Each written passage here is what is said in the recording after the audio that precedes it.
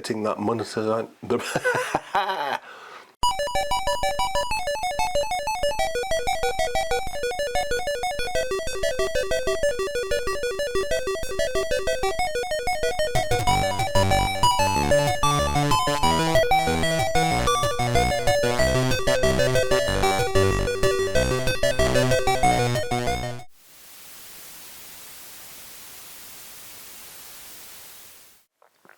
Hello and welcome to another Retro Crazy. This is my Dragon 32 boxed, and I thought it was about time we had a look. Released in August 1982, the Dragon Data Dragon 32 physically looked like a beast of a machine. 32K memory, Motorola 6809E CPU, RF and composite out, multiple display modes, and a real keyboard. A year later, the Dragon 64 burst onto the scene, boasting 64K of memory and an RS-232 serial port to show for the weight. However, all was not as it seemed. It was very similar internally to the TRS-80 and Coco computers. This meant the lack of lowercase characters in hardware text mode and graphics capabilities inferior to even the ZX Spectrum unfortunately ensured its life was short-lived. By 1984, Dragon Data Limited had collapsed and been bought by a Spanish company, Eurohard SA, before they in turn filed for bankruptcy in 1987. While I never owned a Dragon 32, some friends growing up had one, and that's where I remember it most fondly. Keith Dixon was his name, though I can't actually remember his younger brother's name. Last I'd heard, and this is 30-odd-year-old knowledge, he had spent some time in the US, basically got indoctrinated into a church or whatever you want to call it, had come home and destroyed a lot of his stuff on his return as it was evil. I bought mine several years ago and thought it was high time that I take this out the box, poke under the hood, and find out if the old girl still has it. So let's pop this open and see what we're facing. So now we get a chance to actually have a look at the Dragon, and it does look impressive. It's a big machine. I mean, a Spectrum by comparison is only sort of the size of the keyboard. Looking at the power supply, we are going to have a problem. There are no screws, it's riveted, and based on how heavy this is, and the fact there's no flex for what is, by the sounds of it, quite a flimsy case, this is potted. So I don't think there's going to be too much I can do about the power supply. It has been reacting quite badly with the polystyrene, so I'm going to have all that cleaned up. That's going to be pleasant because there's a lot of cable and it's caked. It is using a very custom power lead. Dang, that's going to be annoying. So I'm going to pop this to the side at the moment. I will test it and make sure that the voltages out are correct. However, what we're really here to see is the Dragon 32. Now, there's a couple of things. I note the label is damaged. It's bubbled. I don't know if it's been peeled and stuck back down wrong, but it's certainly at an angle. It's very yellow. I know it's meant to be beige, but that's yellow. The keyboard that's heavy, but the rest of the keys have a very nice feel to them. And you can imagine 1984 by comparison to some of the others that were out there like the Spectrum, this was bliss. And for the size of it, it doesn't weigh much. That's scary. Now looking at ports, if we start on the left hand side, we've got TV, so that's your RF. We've got a reset button, we've got 2 ports marked joystick and the middle for tape, and then finally one marked P I/O, that's your printer. On the right side we have a large user interface port, and if we turn to the back we can clearly see we've got our power supply, our on-off latch button, and one for the monitor. Now there are 4 security stickers, and each one of these has been broken. So I know somebody has been in and it's definitely the 32K model because it is marked on the sticker. So let's pop these 4 screws out and let's see what's under the hood.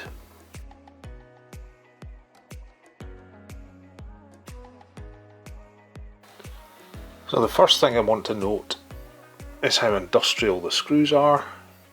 They are big, they're heavy, and what they've done is they've actually put steel caps on the standoffs, and that's what they screw into, so there's no direct pressure on the plastic. Nice idea. And now we're inside, we can see the Dragon in all her glory. We have at the top a separate power supply board that obviously does the monitor output and the RF modulator as well. That's done by this very dodgy looking connector. We have the main board with some very furry looking components. I'm going to have to give them a good clean. And the keyboard is held in with a pair of screws, and again this very industrial cable. So let me pop the rest of it apart.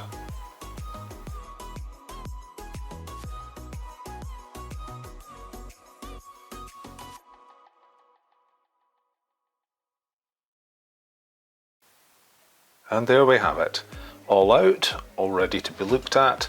The nice thing about this keyboard is look at the switches. This will just need a minor clean, so I'm just going to pop this to the side at the moment. Now interestingly, I'm seeing a lot of this furring on what looks like a lot of the plastic components, so I'm going to have to make sure these are all cleaned up. Some deoxide obviously and relevant switches, and we can see a number of caps, not too many, that I'm going to replace. However, I'm going to look at the power board first, so let me pop this to the side. And on this power board we've got 1, 2, 3, 4 electrolytics. I've got a pair of regulators and another one, and by the looks of it, not sure if they're X's or Y's, I'll need to check. It's a little bit grubby, could do with a clean. So let's do that first, give it a quick douse down, and then I'm going to replace all of these.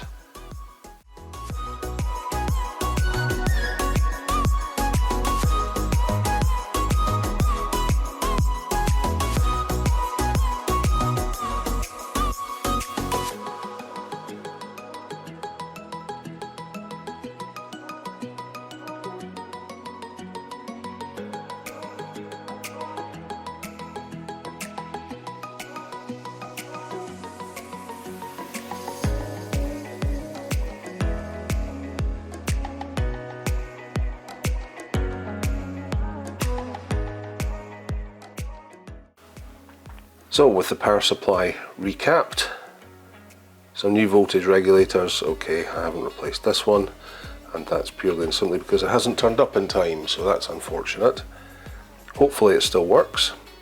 And I decided to do it this way to test not just the power brick, which is here, but also I can then go on and check the board, because the power brick, it's very difficult to shove the probes into the connectors, whereas it's actually quite easy just to probe against these legs, because these are all live with voltage until you press the switch, and then it trips over to the other legs. We're on AC, and I'm looking for 8.5 volts and apparently 28 volts. Reasonable amount. Power is on, so it should be 8.5, but we're getting 7.5, that's fine. I think this is no connection. Yeah, that's millivolts. Okay, 14.8, 15.5. I think that one's also no connection, and 15.5. Okay, not the 28 that we were expecting according to the output. Low voltage just means we'll not get something right on the output here, so that's fine. What I'll be able to do is power on, and I can check these. I'll get the pin out, I'll check these, and we'll see if we're actually, most importantly, getting the correct voltages that should be going to the motherboard. So let me go grab the pin out.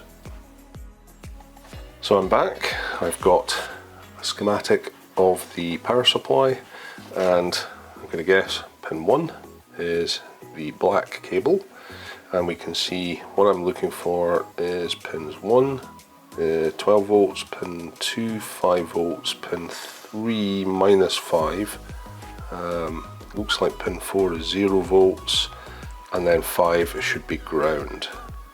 After that, everything else is to do with the modulator, so we can just ignore that. So let's see what we find.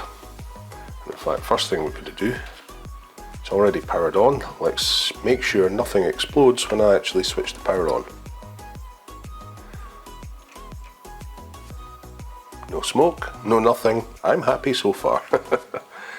So let's bring in our meter, and for reference we should have 1, 2, 3, 4, 5 should be ground. So 1, 12 volts. It was briefly there. What happened? Have I lost connection somewhere? There we are. Pin 2, 5 volts. Pin 3 should be 0, so there's no point in checking. Sorry, pin 3, sorry, is -5. Yep. It's pin 4. There's nothing. So there, we've got outputs. We've got the correct outputs. So let's pop this to the side while we look at the next section.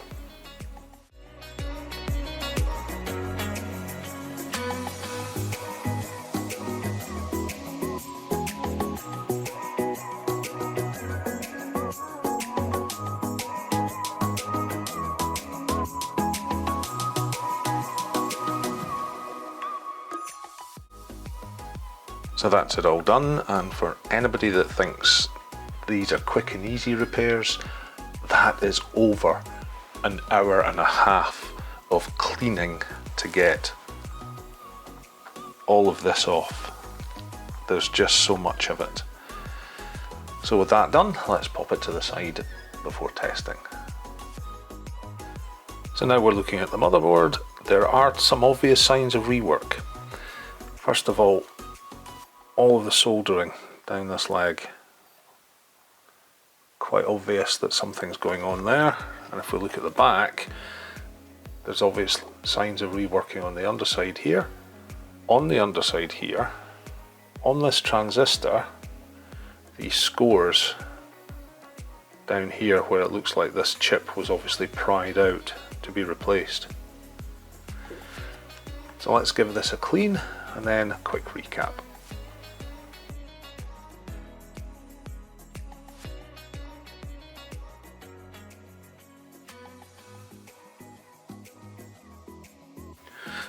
Okay, I bought this a couple of years ago, but there's a fake chip on this that's been oversprayed and a different lettering put on. Very strange. Is this one the same?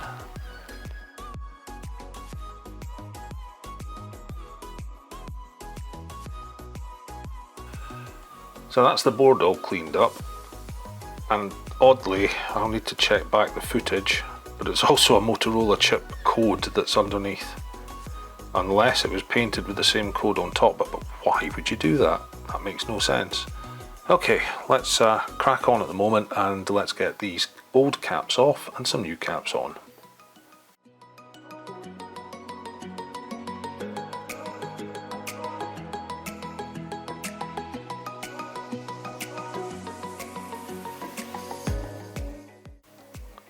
So with the motherboard all clean and done, we can pop that to the side.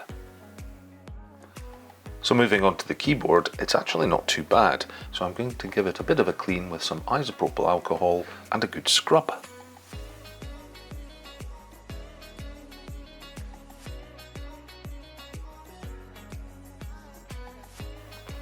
So with everything done, let's start the reassembly.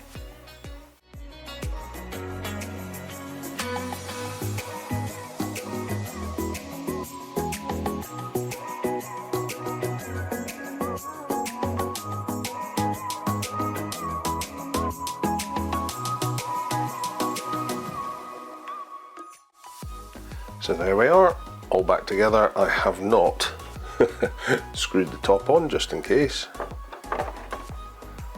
But it sits nicely, it doesn't move, so that's fine. So let's see what happens. Power on at the wall. We're going to have to swap the monitor over to side AV, and somewhere around here it's a power button. Yes! Excellent! We have a picture. Not the clearest of picture, but we have a picture. Superb. First of all, let's go check this keyboard.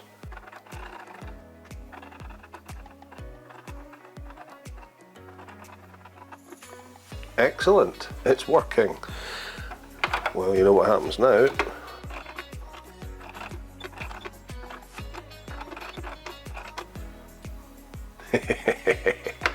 And a break key, don't you just love it? So, all there, we've got a reset on the side, let's make sure that works.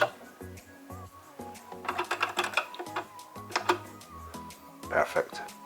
Superb, superb. Right, going to now power this down, and we're going to connect in the SVI-CAS, and let's load something. Well, here we are, we've got the SVI-CAS all connected in, powered up. Let's get everything back up and running. Yeah, the image on the screen isn't the greatest, so I'm going to have to look at that later. So let's set this. So we've got Chuckie Egg. Now, if this is right, I think it's still CH load. Silly me, it's not CH load, it's C load. There we go. Right, let's see what happens. Didn't like that at all. FM error. Maybe it's not C load. Bear with me a sec while I go and check. So looking at the Chuckie Egg load instructions, I was close but not quite right. C load M. So let's see if that makes a difference. Certainly the screen doesn't like me doing that, whatever's going on there.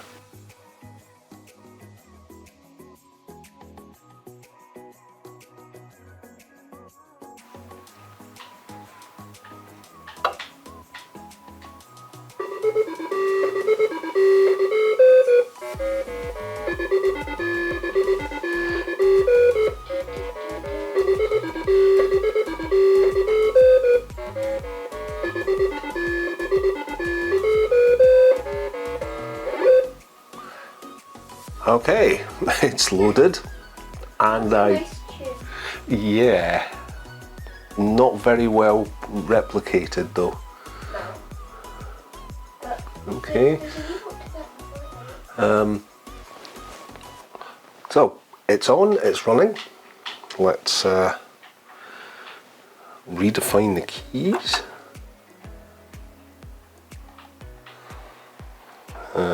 Okay. W, S, O, P and jump. And S to start. One player.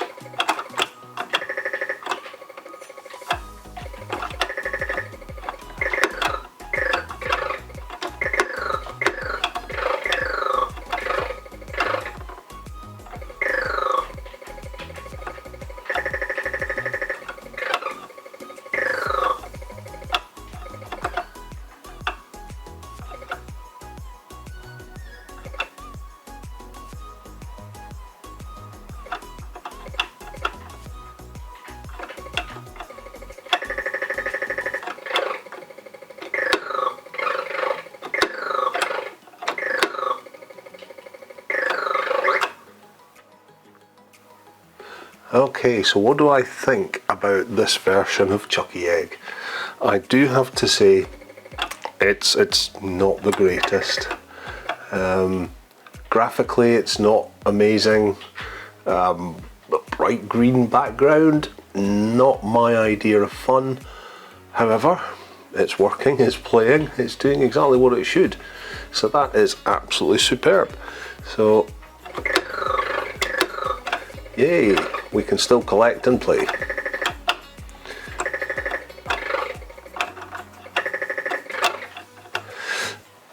Right, well, let's stop here. Nobody needs to see more Chuckie Egg.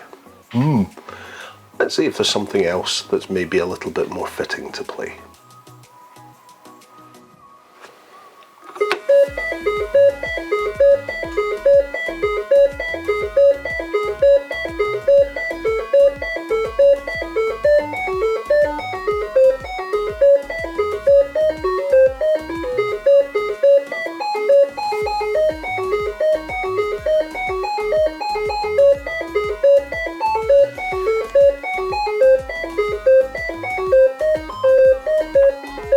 Well, there we go.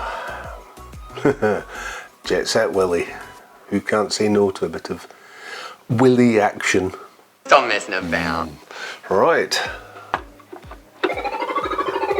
Oh, it's in black and white. Superb.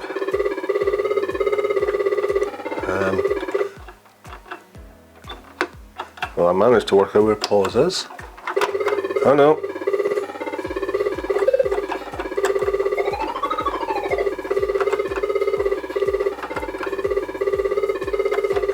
Oh dear goodness. It's using the arrow keys.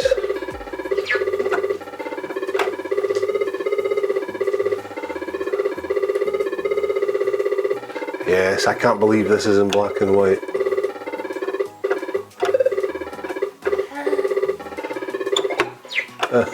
It's been too long. Ah! Oh yes, way too long.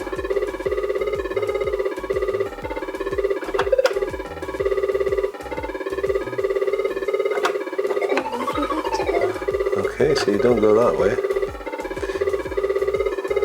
Yeah, she's telling you you can't go to bed until you've collected everything. Very, very, very, very strange game. And everybody seems to think dropping down that hole is the end of you. Well, it's not. It's just one of many levels. Yeah. Now, is it just me, or do these guys look like weird egg minions? That's what I was thinking. Minions. Yes, minions. So now can we steal some?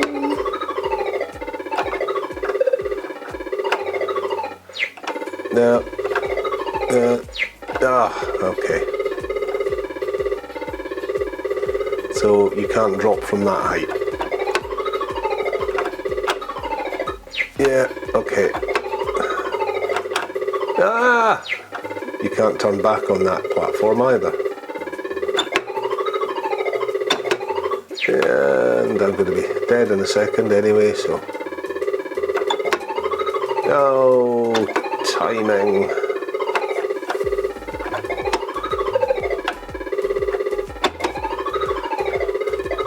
Yeah. Oh, yeah. Is that a foot? That's a foot, yes. Why is there a foot? Why am I now a flying pig?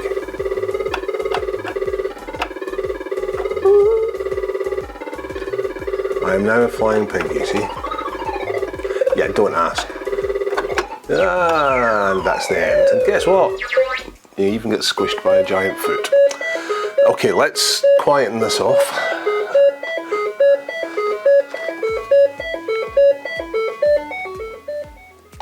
There we go. Oh, that's so much better. Right, well, the dragon, she liveth. All working as they're supposed to. So I can actually put the last of the 4 screws in, and we are done. We have a fully functional Dragon 32. So thank you for watching. I hope you enjoyed this. Please remember to like and subscribe, but most importantly, click that thumbs up icon. It really does help with YouTube's algorithm. So thank you for watching, and I'll see you on the next Retro Crazy.